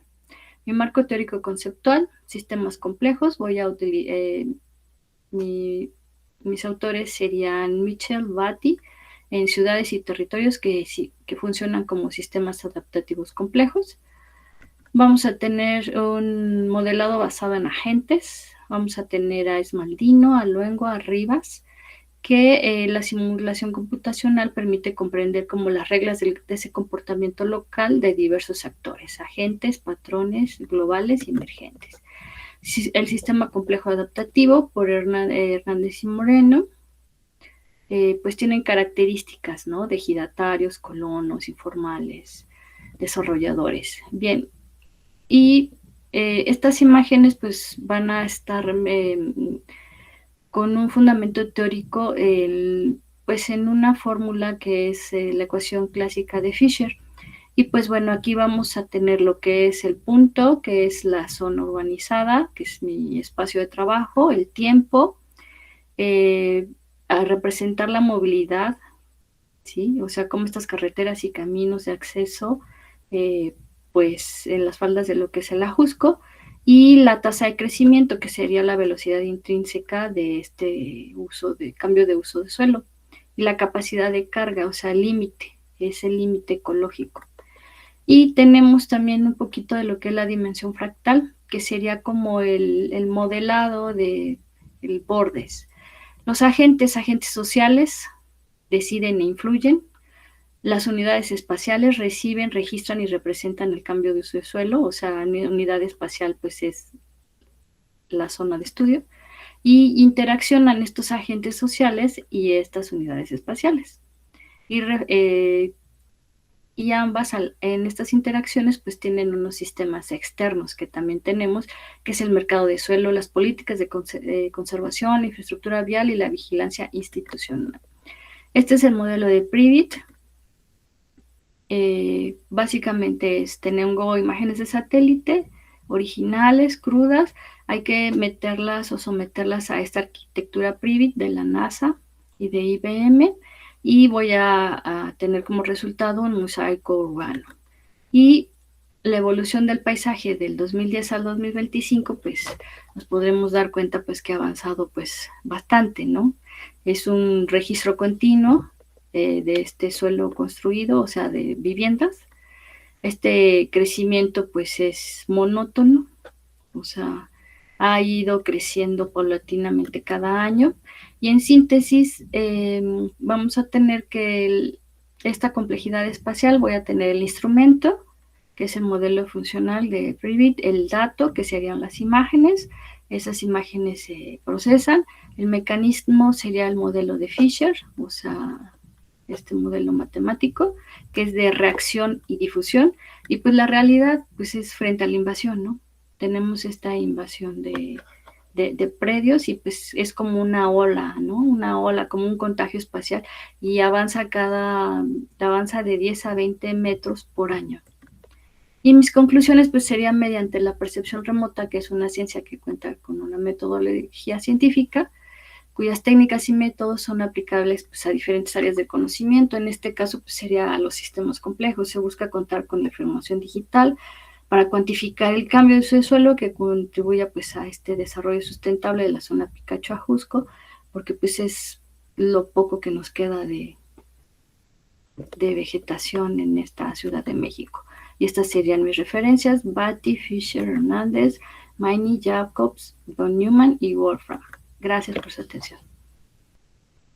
Muchas gracias por tu presentación. Continuamos con la ronda de retroalimentaciones. En primer lugar, con la participación del doctor Óscar Omar Curi Vidal. Adelante, doctor. Gracias. Bueno, pues felicitarte, primero que nada, Erika. Creo que es un proyecto que abarca muchas cuestiones, pero al mismo tiempo me parece que están muy bien justificadas. Desde que leí tu resumen, me parece que es un proyecto que no solamente se debe de quedar en un asunto de estudio doctoral, sino que me parece que es un estudio que puede dar muchísimo más, ¿no? O sea, es algo que no sé si tú lo tengas como planteado desde un inicio, pero por lo mismo la propia naturaleza de este estudio, me parece que, y no recuerdo exactamente a quién le comenté de tus compañeros hace ratito, pero creo que podrías todavía delimitar algunos de esos aspectos, algunos de esos conceptos que quieres medir, ¿no? Desde los sistemas complejos. No sé hasta dónde, por la propia logística de la investigación, te permita, ¿no?, establecer un estudio de esta magnitud, lo cual me parece que siempre se agradece, ¿no?, en un doctorado de estas características, que tenga esa parte científica, con ese rigor que se necesita, y que, bueno, la bibliografía que estás ocupando es eso, ¿no? Una bibliografía muy, muy pertinente y muy actual. Sin embargo, creo que pudieras todavía recurrir, ¿no? Ahora que nos has dejado muy claro el software que vas a utilizar, esta cuestión de adaptativa, ¿no?, que es como el enfoque en el que tú te vas a basar, podrías contextualizar tu trabajo, ¿no?, por la propia naturaleza de tu investigación, de si ha habido, ¿no?, me parecería interesante, si ha habido desde los sistemas complejos o hasta dónde los sistemas complejos han permitido estudiar un tema como el tuyo, ¿no? ¿Cuál ha sido como la preponderancia de las investigaciones? Es decir, un estado de la cuestión, un estado del arte que permita establecer un planteamiento del problema muchísimo más claro. Y la verdad es que tu propuesta, creo que es una propuesta en ese sentido que puede exprimirse en el mejor sentido de la palabra. Metodológicamente, te puede permitir sacar muchísimos artículos de investigación y creo, ¿sí?, creo que esos artículos de investigación, tarde o temprano, pueden originar otro tipo de investigaciones. ¿Qué más? Bueno, aquí me recuerda, o sea, tu tema me llevó a algo que es crucial también en una tesis doctoral. ¿Qué necesita mi investigación? ¿Una teoría o una amalgama de conceptos? No es lo mismo. A ver, si yo recurro a una teoría como tal, de uno o dos autores, me tengo que clavar y me tengo que meter o conocerla de lleno, ¿sí? Sobre todo en una tesis doctoral. Y si yo voy a recurrir a conceptos de manera más interdependiente, ¿no? Sí hay como cierta conexión unos con otros, pero no necesariamente pertenecen a una teoría o a un autor especializado. Ahí esa es como la pregunta que me lleva de tu tema, ¿no?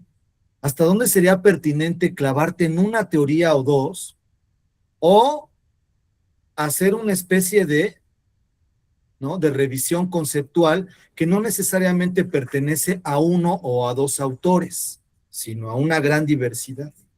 ¿No? Esta es una pregunta que te dejo ahí como de, ¿no?, para compartírtela. ¿Hasta dónde sería pertinente o más pertinente hablar de un marco teórico o de un marco conceptual, metodológicamente hablando? ¿Sí? ¿Me da una o dos teorías para analizar todo esto? ¿Sí? Sobre todo en las últimas diapositivas que nos compartiste. O conceptualmente, ¿no? Un concepto, dos conceptos de un autor, dos conceptos de otro, tres de otro, cuatro, no sé. ¿Sí? Eso también tiene que quedar bien definido, y eso no nada más es para su compañera Erika, sino para todos. ¿Qué es lo que quiero para mi investigación? Un marco teórico, porque si le voy a entrar a un marco teórico, pues sí debo de conocer pues al menos, no sé, en un 80% esa teoría o esos autores. ¿Qué quiero utilizar? ¿Conceptos muy concisos, muy claros? Bueno, pues entonces no necesariamente es toda la teoría, sino voy a ocuparme de diferentes autores que a lo mejor no necesariamente empatan, ¿verdad? Sino tienen matices muy distintos entre ellos, pero que me puede permitir una heterogeneidad a la hora de interpretar mi objeto de estudio. ¿Qué recomiendo yo más siempre en un trabajo como el tuyo, Erika? Pues la verdad creo que te conviene más un marco conceptual que un marco teórico, porque lo cerrarías mucho, sobre todo por lo que quieres abarcar, ¿no? Y bueno, por lo demás me parece un trabajo extraordinario, muy bien revisado y muy concreto. Felicidades. Muchas gracias por sus comentarios, doctor. Continuamos con la participación del doctor José Tenorio. Adelante, doctor. Muchas gracias, Erika. Felicidades por la presentación y bueno, creo que el doctor Omar cubrió bastantes puntos y concuerdo con ellos, con los comentarios, las retroalimentaciones, los puntos que hizo. Y para no ser tan repetitivo, me gustaría enfocarme en un detalle. Mencionaba que yo soy un lector que viene como de una área un tanto externa, diferente, ¿no? Y menciono esto porque es común que cuando escribimos suponemos que cualquier lector o la mayoría de lectores sabe de lo que estamos hablando, utiliza los mismos términos que nosotros utilizamos. Y esto es solo una recomendación que en el texto, en el resumen, quizá ayudaría a un lector que no está tan familiarizado, pero que aún así revisa el trabajo. Ayudaría a eso, ¿no? Como especificar un poquito como en el software que se utiliza al principio, que es algo como land o TAND o algo así, como en lugar de poner directamente el nombre, como se utilizará, en lugar de se utilizará este software, como se utilizará este equipo, bla, bla, bla, software que se utiliza para tal cosa. Unas cuantas palabras que eso, ¿no? Que a un lector no tan familiarizado con palabras técnicas pueda tener una mejor lectura y comprensión de lo que se está leyendo. Y bueno, lo mismo en la presentación.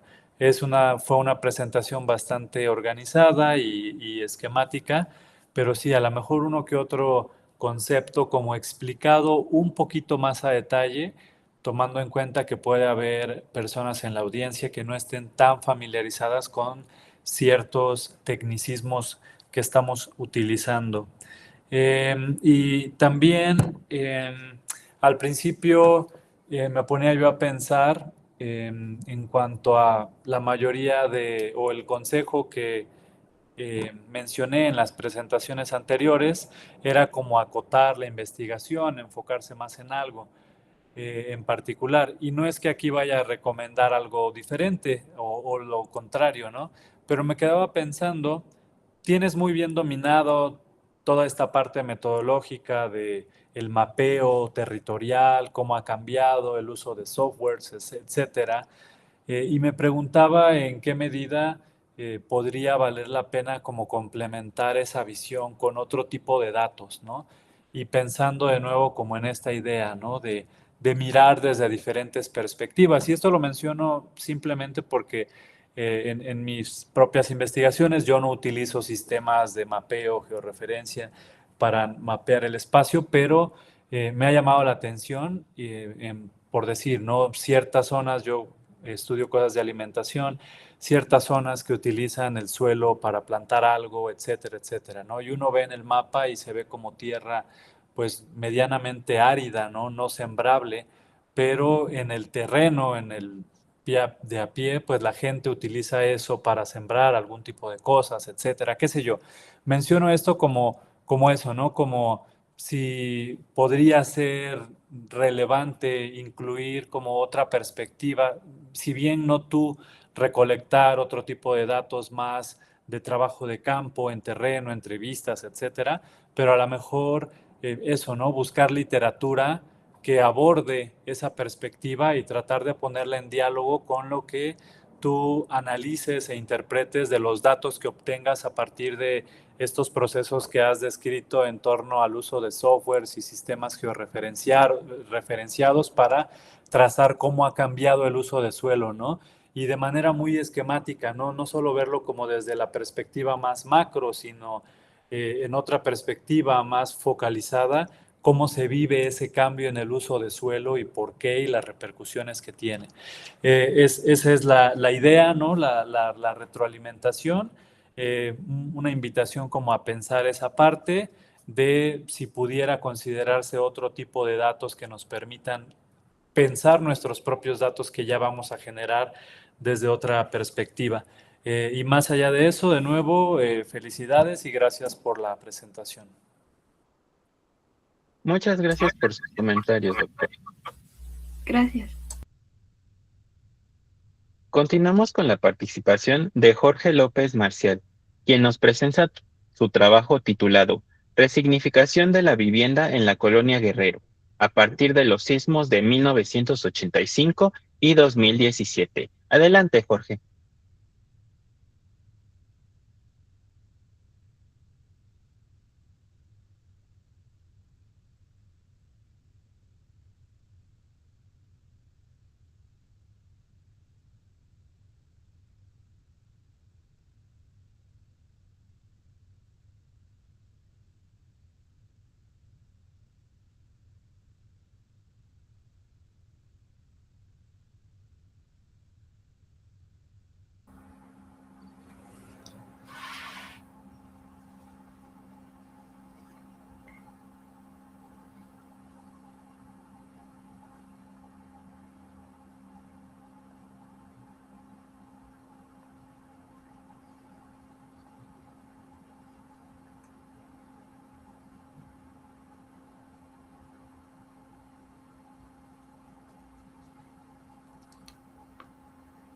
Muchas gracias. ¿Ya se ve mi lámina?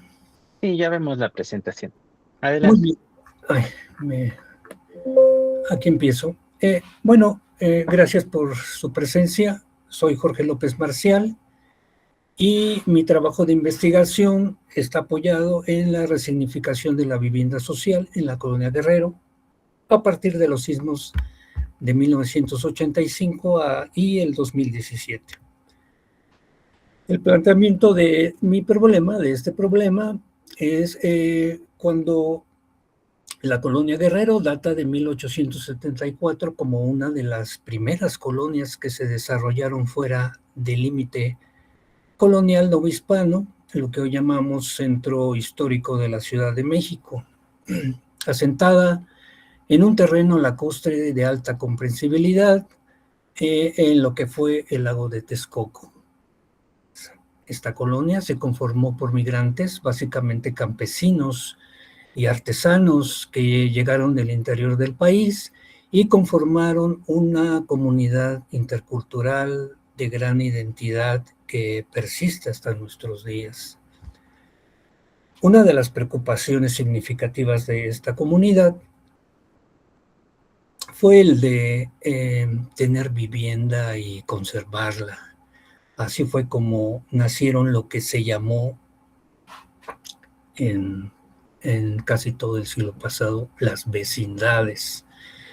Esto fue el ícono de la vivienda social urbana de casi todo el siglo pasado. El modelo habitacional se caracteriza como espacios compartidos y servicios generales. Fueron edificadas con materiales y procedimientos constructivos deficientes, pero que conforme pasó el tiempo, las vecindades se convirtieron en una unidad básica de organización social y fue el núcleo de la identidad barrial. Desafortunadamente, también fue el foco de precariedad estructural debido a un gran hacinamiento. La mañana del 19 de septiembre de 1985, la población fue despertada violentamente por un sismo de magnitud de 8.1 grados. El sismo encontró estas vecindades muy deterioradas, muy vulnerables, ya sea por su antigüedad, algunas datan de finales del siglo XIX, pero también en su mayoría por una falta de mantenimiento.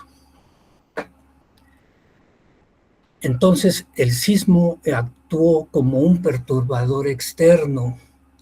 Fue un punto significativo de inflexión, dando lugar después a una movilización causada por pues la falta de apoyo del gobierno en turno, y la población decidió tomar su futuro de propia mano. Es así como con una organización de autogestión empírica decidieron apoyar a sus vecinos, primero limpiando los terrenos y después dijeron, bueno, pues tenemos que hacer algo y recuperar nuestras viviendas. Tuvieron apoyo de organizaciones internacionales económicamente, pero también de facultades como de la UNAM, de la UAM, del POLI, de algunas universidades privadas, para cuestiones técnicas de psicología, de salud, etc. Entonces los sismos de 1985 y también el de 2017 no fueron solo desastres, sino puntos de inflexión que redefinieron la propiedad, la autogestión y el tejido social. Mi pregunta de investigación: ¿de qué manera los sismos de 1985 y 2017 han detonado procesos de resignificación de la vivienda en la colonia Guerrero y cómo estas nuevas narrativas del habitar funcionan como mecanismos de resistencia o vulnerabilidad actualmente frente a las presiones emergentes de gentrificación y turistificación en la Ciudad de México, particularmente en la colonia Guerrero? Objetivos de investigación. Mi objetivo general es analizar los procesos de resignificación de la vivienda en la colonia Guerrero, detonados por los sismos de 1985 y 2017, con el fin de determinar cómo las nuevas narrativas del habitar operan como mecanismos de resistencia o vulnerabilidad frente a las presiones neoliberales de la gentrificación y turistificación. Objetivos específicos. 1. Identificar relatos de vida y la memoria colectiva sobre el habitar en la colonia. 2. Analizar la resiliencia y vulnerabilidad de la construcción del tejido social post-sismos. Identificar y describir las nuevas dinámicas comunitarias y los cambios en la percepción de la vivienda en la colonia como agentes y sus interacciones. Quedan 4 minutos. Documentar el desarrollo histórico-morfológico del modelo vivienda social. Mi marco teórico, hay muchos autores, hay varias áreas de la complejidad, de sistemas adaptativos, de derecho a la vivienda, de memoria colectiva y del derecho a la ciudad. La metodología es cualitativa, que estas herramientas me ayudaron a llevar ejercicios de campo, entrevistas a profundidad, grupos locales, cartografía. Aquí quiero señalar que los habitantes en estos mapeos no solo identificaron sitios de vulnerabilidad y de precariedad, sino también señalaron puntos simbólicos de dolor. Hallazgos. En 1985, el sismo sirvió como un mecanismo de defensa y de organización autogestiva. Y en 2017 la resignificación ha girado hacia la seguridad física. O sea, ya no nos importa la reconstrucción tanto, sino ahora la permanencia del lugar. Los habitantes y vecinos validan sus luchas, incluso el Estado también ofrece modelos de gestión de riesgos con enfoque social. El sector académico también participa cada vez más en la gestión de riesgos con enfoque social.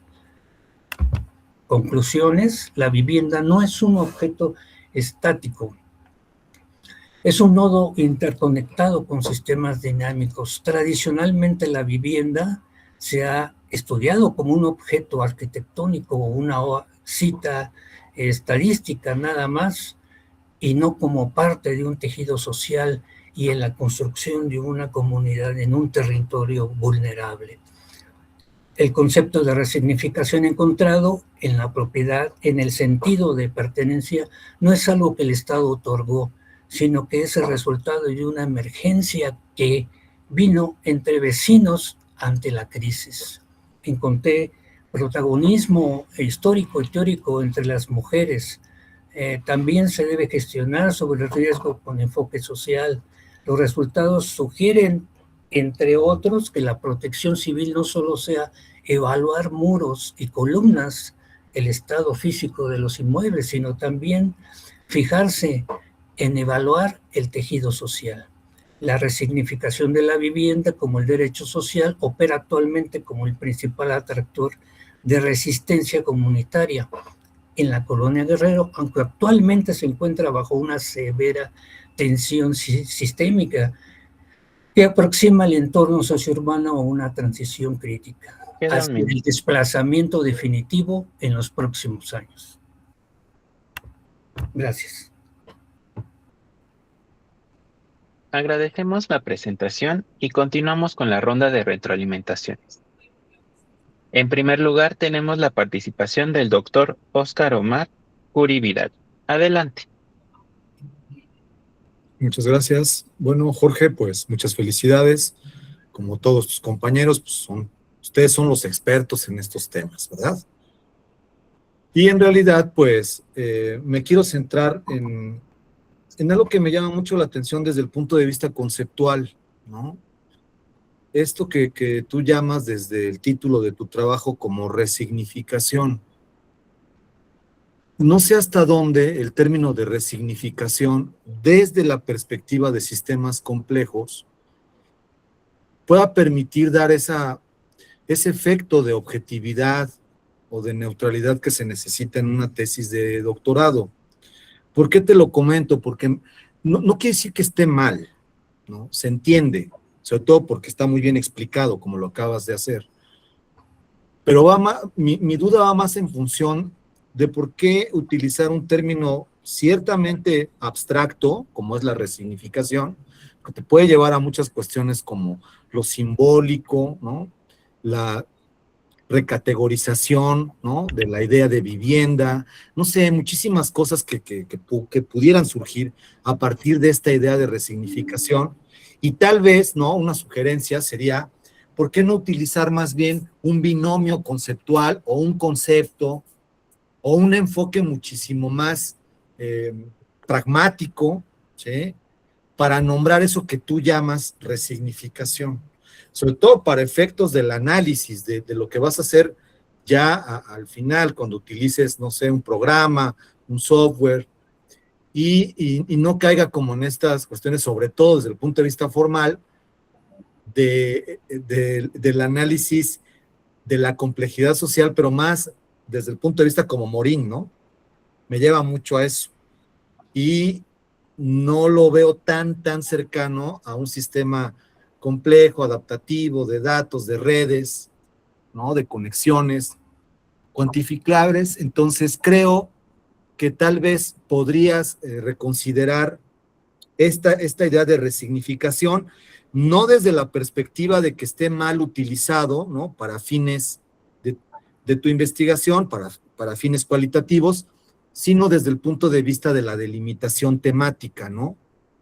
Conceptualmente, desde el enfoque inicial que haces. Entonces, bueno, en ese sentido es lo que me llama la atención de tu tema.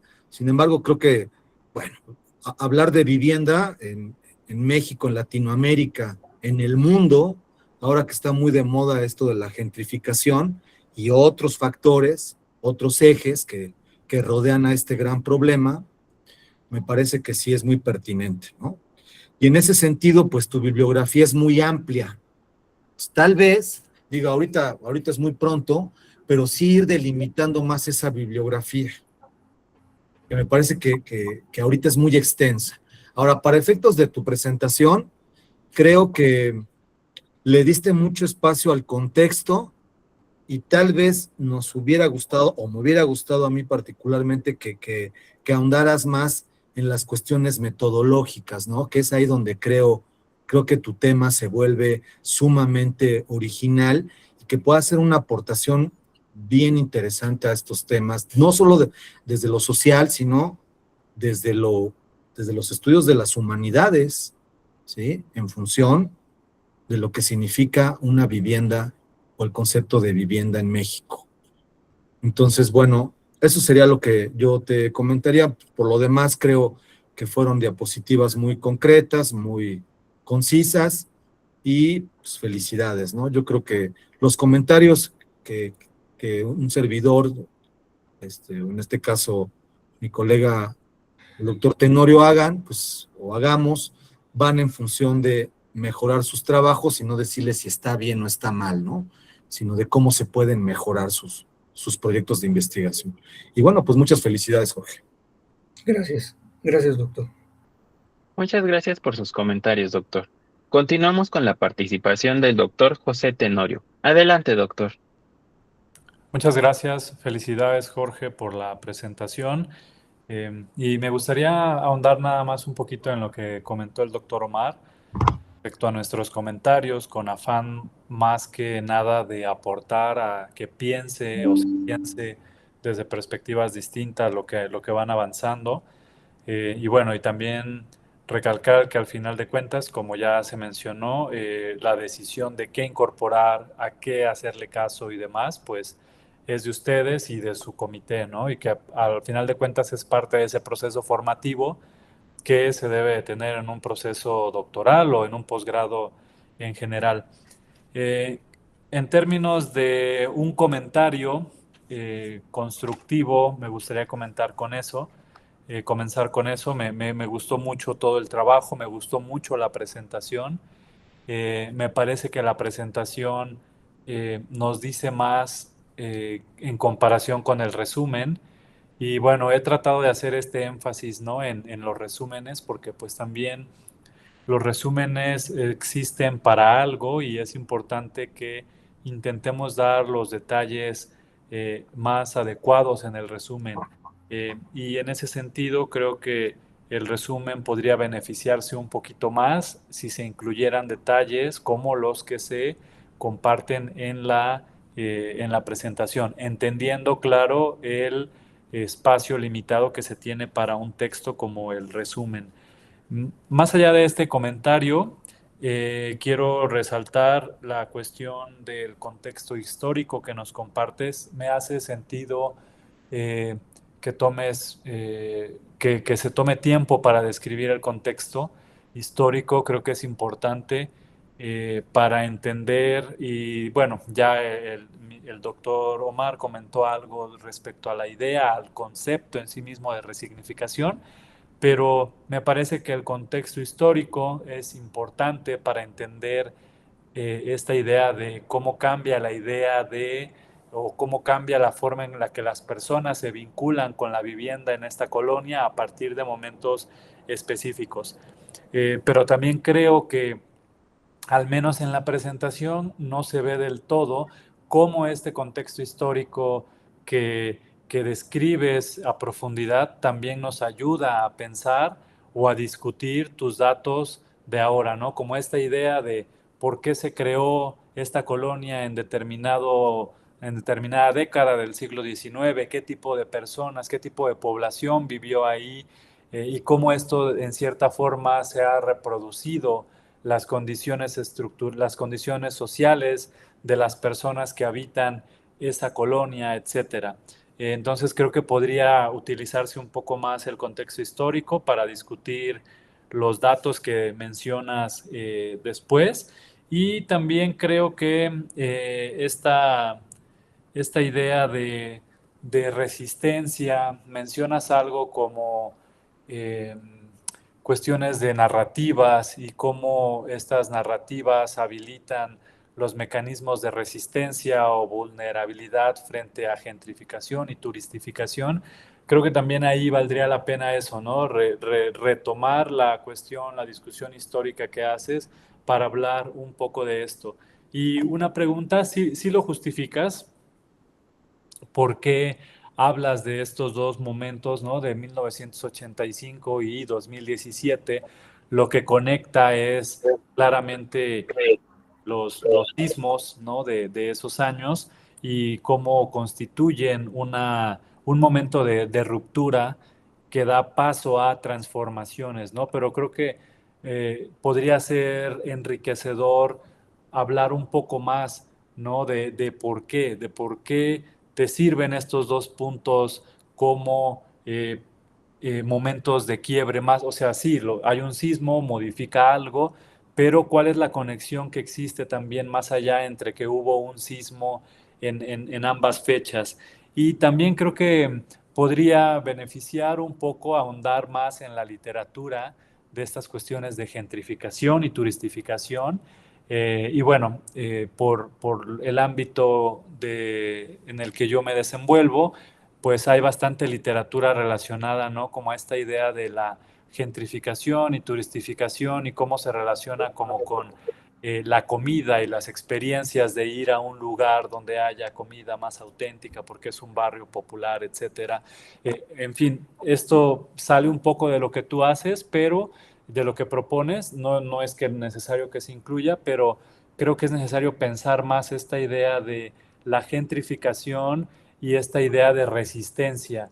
Me pregunto, ¿será que todo mundo en la colonia Guerrero quiere resistir a la gentrificación o habrá quien ni siquiera los grandes capitales estén promoviendo la gentrificación de la colonia, sino qué pasaría si son los mismos vecinos que de cierta forma ven que pueden obtener otro tipo de ingresos económicos ante la entrada de un tipo de población distinta, con una capacidad adquisitiva distinta, que pueda permitir otros mercados que no se podrían. En fin, y esas son solo como ideas para pensar y problematizar aún más lo que pudieran ser nuestras interpretaciones, que de nuevo reitero, y esto es un comentario general, debemos de forzarnos, de invitarnos a nosotros mismos a pensar desde diferentes perspectivas.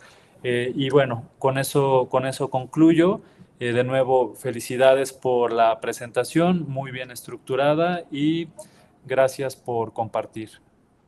Gracias, doctor. Muchas gracias por sus comentarios, doctor.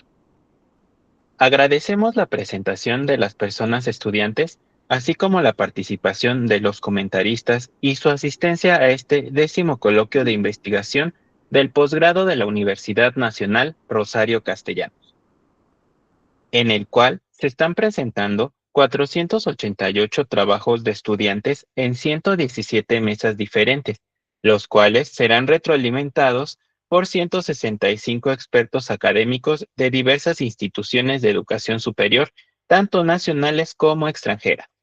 Les reitero nuestro agradecimiento y buenas noches. Otro modo de ser humano y libre, otro modo de ser. Muchas gracias por su participación.